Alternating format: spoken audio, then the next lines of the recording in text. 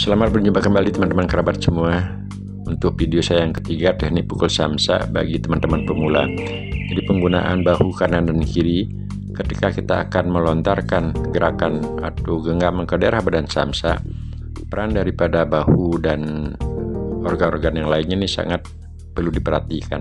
Jadi kedekatan bahu saat akan melajukan tangan ke daerah badan samsak tentunya didukung oleh beberapa faktor yang lainnya, antara lain adalah gerakan kaki di bawah atau tumit menuju ke daerah samsak, yang secara otomatis bahu, pinggang, pinggul itu akan mendekat.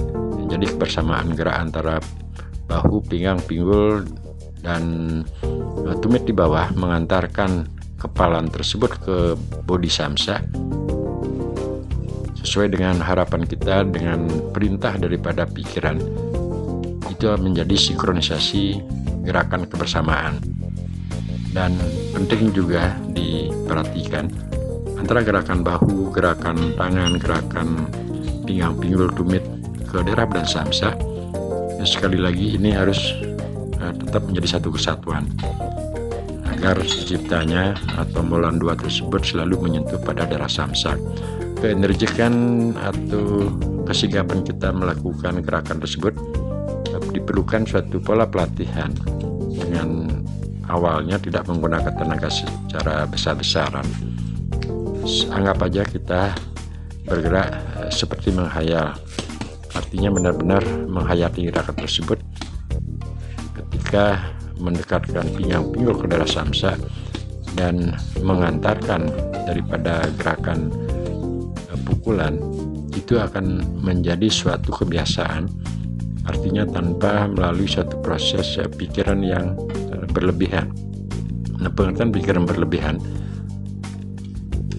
ketika kita mendapatkan perintah dari pikiran untuk melakukan pukulan ke daerah badan samsak, otomatis secara kebersamaan bahu, pinggang, pinggul, tumit itu akan mengantarkan pukulan tersebut ke badan atau bodi samsak.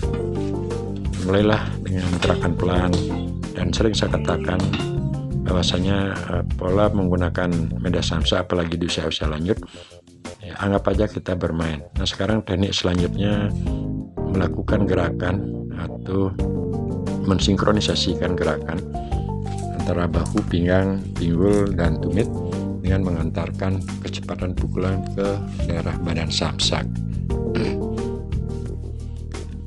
Dapat diperhatikan gerakan dengan tangan kiri dan disusul dengan gerakan tangan kanan. Dia merupakan kebersamaan gerak apa yang saya narasikan di depan tadi, bahu, pinggang, pinggul, tumit menjadi gerakan kebersamaan. Sama sekali tidak boleh daripada organ pinggang, pinggul ataupun kaki menuju ke arah depan ada yang melangkah lebih awal, karena kesatuan kebersamaan itu akan mengukur gerakan. Jadi kekuatan power ataupun tenaga diserahkan kepada badan samsak itu dengan dukungan semua daripada organ-organ tersebut. Perlu catatan, hal ini memang tidak mudah dilakukan atau didapatkan tanpa melalui satu proses kesabaran, ketekunan, dan juga pelatihan yang secara konsisten. Untuk mendapatkan gerakan elastisitas, jadi di luar pikiran kita, artinya ketika kita melihat bodi samsak saat menggunakan sebagai medianya, setelah kita berpikir, setelah kita melakukan pelatihan memegang teori itu pakem-pakem tersebut, itu yang kita maksud tidak menjadi beban.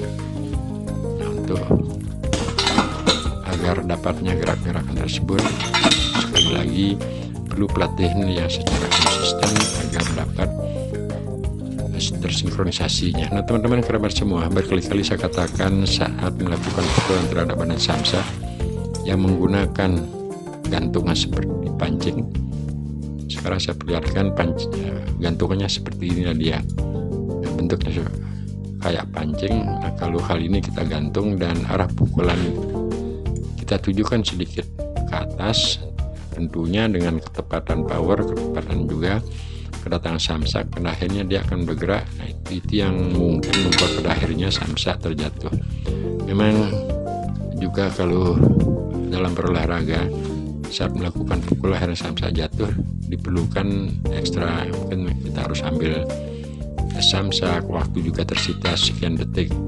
Nah, bagi hemat atau pandangan saya ini tidak masalah, karena motivasi agar kita tetap bisa senang atau dapat melakukan gerakan seperti penggunaan media samsak walaupun di usia lanjut, tentu juga tidak lepas dari keseriusan daripada motivasi diri kita.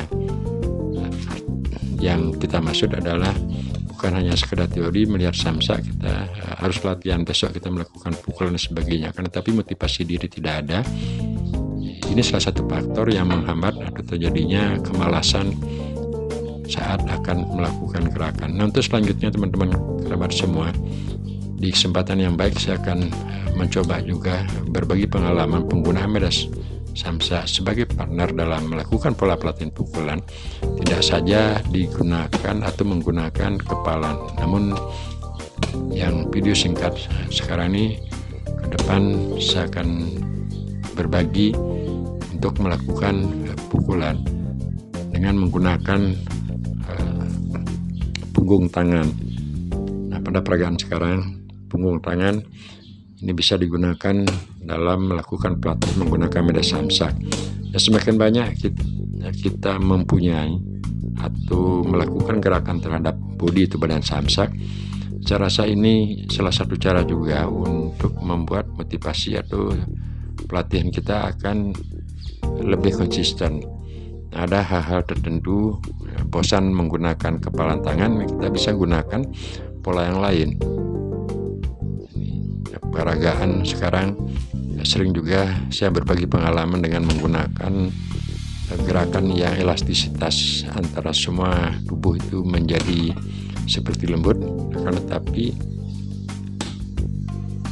saat kita melontarkan gerakan tangan yang kita bawakan secara perlahan-lahan di senam tersebut, kita lontarkan dengan full tenaga atau keenergikan daripada kebersamaan gerakan organ-organ tubuh tadi, itu akan menjadi satu kesatuan. Nah, selanjutnya juga satu saat saya akan berbagi pengalaman dengan menggunakan celah tangan. Jadi celah tangan adalah kayak seperti punggung tangan. Punggung tangan istilahnya mungkin kalau dalam bela diri penggunaan tapak tangan, akan tetapi kita buka. Nah, banyak cara teman-teman sebenarnya dalam melakukan pelatihan menggunakan media samsak selama kita mempunyai inisiatif.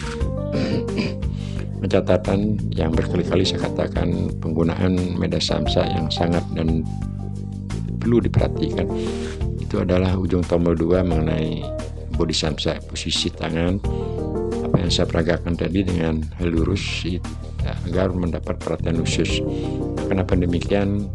Karena ketika melakukan benturan ke daerah bodi atau badan samsak tersebut, yang akan menerima pertama risiko dari benturan tersebut pergelangan tangan. Pergelangan tangan tentunya juga karena dia didukung atau disatukan dari gerakan pinggang, pinggul, bahu, terutama adalah pada posisi dada, itu menjadi tumpuan pertama. Nah, dengan seringnya melakukan pola pelatihan, maksud juga